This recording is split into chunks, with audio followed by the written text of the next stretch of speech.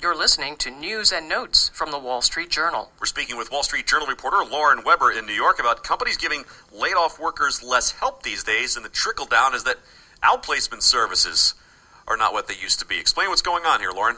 Yeah, I mean, this has been going on for a few years, where companies are cutting back on the amount of service they'll offer. And by that I mean the employers will cut back on what they're willing to pay for with the external outplacement providers. What I'm hearing from outplacement consultants and executives is that employers, they're looking to cut costs everywhere they can, and one way that they're doing it is by cutting back on the amount or the length of time of service they're offering to people who are laid off from. So what's a typical cost for one of these companies that would lay out money for you to meet with one of these outplacement firms?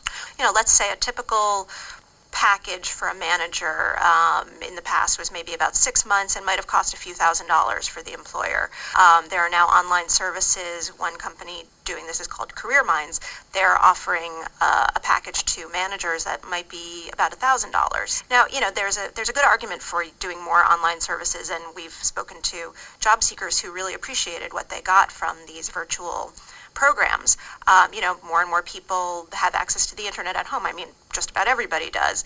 You don't necessarily want to get dressed and go into a central office, you know, in the middle of a city somewhere. Now you can do it from your home office. You can do it at any time of the day or night, since so many of the services are online. So there are benefits for job seekers. So, you know, there are a lot of changes going on in the industry, and it's an interesting time to be watching it. You know, this move towards more virtual and online services is interesting. I spoke to an executive who used to run Right Management, one of the big outplacement firms. He's now the chairman of Careerminds, one of the online firms. And he said, you know, when I was at Right, this is what I was afraid of. You know, the companies offering these services online for much lower price points.